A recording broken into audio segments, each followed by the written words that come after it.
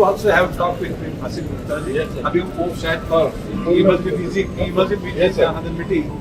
और किसी दिन सुनिए, यदि मेरी जो नॉलेज है उसके मुताबिक माननीय मुख्यमंत्री जी ने बोला कि क्लस्टर योजना कैंसर होने वाली नहीं है। जिनको क्लस्टर में जाना है उनको साथ FSI जो कुछ भी मिले, लेकिन जिनको क्लस्टर में नहीं जाना है उनके लिए यूनिफाइड DCR के माध्यम से जो रास्ता की जो चौड़ाई होगी उसके मुताबिक काम करो, ये आपको आदेश है। ये मैं समझता हूँ। तो एक बार क्लियर मैं आपसे फोन पे बात और नहीं किस दिन होगा। शर्मा साहब, डू रिस्पेक्ट टू यू, मैं हमारे कार्यकर्ताओं को आप अधिकार का कब्जा लेंगे। ये दत्ता शिंदे जी भी सुन रहे हैं। नमस्कार दर्शकों साथियों, मैं हूं शशि शर्मा, आप देख रहे हैं दबंग खबरें। दोस्तों, आज हम अप्पा साहब धर्माधिकारी हॉल में मौजूद हैं और मेरे पीछे देख रहे हैं कि यहाँ पर जनता दरबार श्री गणेश नायक जी का सजा हुआ है और वन मंत्री गणेश नायक जी यहाँ पर मौजूद हैं और सारे आला अधिकारी कलेक्टर से लेकर रेवेन्यू डिपार्टमेंट से लेकर रजिस्ट्रार से लेकर महानगर पालिका आयुक्त से लेकर सारे अधिकारी मंच पर मौजूद हैं। और यहाँ पर जो आप देख रहे हैं, अभी आधे लोग तो यहाँ से जा चुके हैं, लेकिन यहाँ जो लोग बैठे हैं उनको बाकायदा टोकन नंबर दिया गया है और टोकन नंबर देकर बारी बारी उनको बुलाया जा रहा है। उनकी जो समस्या हैं उनका समाधान उसी वक्त किया जा रहा है। दर्शकों, हमने कल के वीडियो में भी कहा था कि गणेश नायक एक ऐसे व्यक्ति हैं जो कई वर्ष पहले से जनता दरबार लेते आ रहे हैं, उनको काफ़ी अनुभव है। एक तो भूमिपुत्र हैं और इन भूमिपुत्रों के लिए क्या करना है, जनता के लिए क्या करना है, अच्छा खासा उन्हें अनुभव है और उसी के चलते जनता दरबार लिया गया है। मीरा भाईंदर की जनताओं को जो भी समस्या हैं इस जनता दरबार में वो आए हुए हैं अपनी समस्याओं को लेकर। लेकिन बड़े चौंकाने वाली बात आज यहाँ नज़र आई कि यहाँ पर आज मीरा भाईंदर के कॉन्ट्रैक्टर भी नज़र आए जो जनता दरबार में उन्होंने भी हाजिरी लगाई और गणेश नायक जी से गुहार लगाई है। शायद उनके पुराने बिल रुके हुए हैं, लेकिन हम बताना चाहते हैं कुछ कॉन्ट्रैक्टर तो ऐसे हैं जो ब्लैक लिस्टेड हैं, जिन्होंने करोड़ों रुपया मनपा का हजम कर चुके हैं, लेकिन मनपा की आंखों में पट्टी बंधी है, कानों में जूं नहीं रेंगती। कई चेक उनके बाउंस हुए हैं, लेकिन विधि विभाग जो है सोया हुआ है, उनसे पैसे वसूलने में नाकाम है। लेकिन उन्होंने अपनी हाजिरी लगाई है अपने बकाया बिलों को लेकर। बहुत ही सराहनीय कार्य कर रहे हैं वन मंत्री गणेश नायक जी।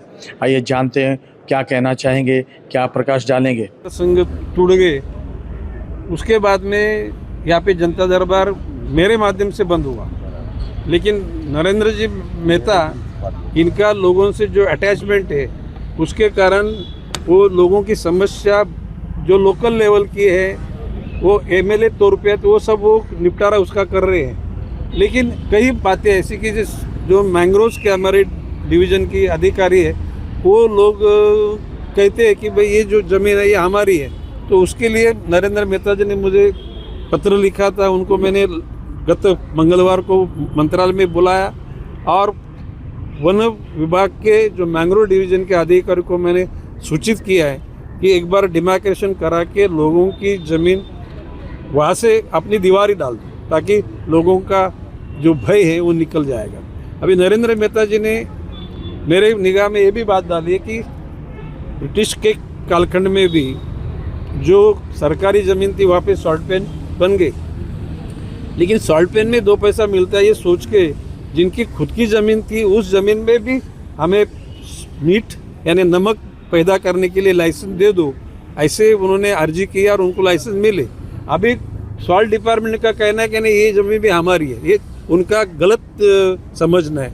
उसके लिए केंद्र में जाके जिनके 7/12 पे उतारे पे खुद की ज़मीन है वो लोगों का छुटकारा करने के लिए नरेंद्र मेहता जी के कहने से ही सेंट्रल के मिनिस्टर लोगों से हम लोग मीटिंग करेंगे और वो जो लोगों पे अन्याय हो रहा है उसको मिटा देंगे। सर, दादा प्रताप सरनाईक के प्रभाव को देखते हुए भारतीय जनता पार्टी ने इस तरह का जनता दरबार का आयोजन किया गया, इस तरह की चर्चा नहीं, वो गलत समझना है।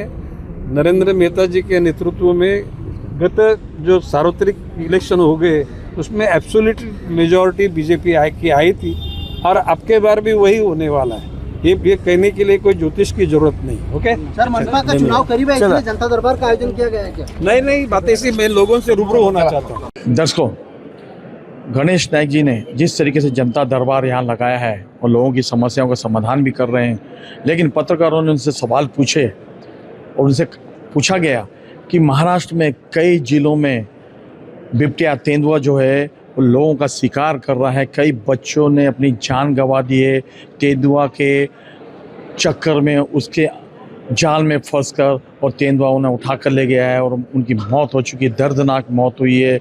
उस बारे में जानते हैं क्या कहना चाहेंगे वन मंत्री।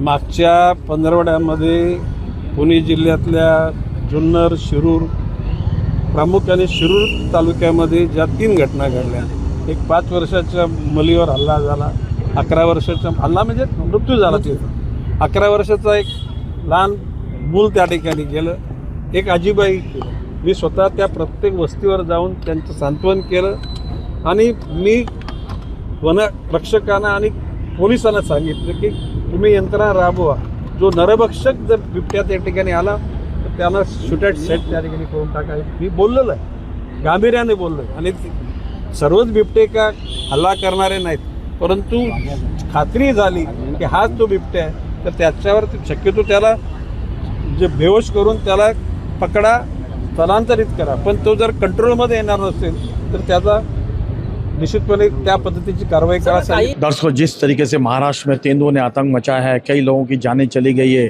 इस पर वन मंत्री ने कहा है कि हमारे जो वन विभाग के लोग हैं, हमारे जो कर्मी हैं, वो कोशिश कर रहे हैं उसको पकड़ने की, लेकिन तेंदुआ जो है इनके हाथ नहीं आ रहा है। कहीं ऐसा तो नहीं इनके जो कर्मी हैं, जो पुलिस वाले हैं, वो तेंदुआ को पकड़ने में नाकाम साबित हो रहे हैं, तभी तो तेंदुआ एक पे एक लोगों की जान लिया जा रहा है, लोग मर रहे हैं और तेंदुओं का आतंक बरकरार है। आप देखना हमारी खबर के बाद किस तरह संज्ञान लिया जाता है।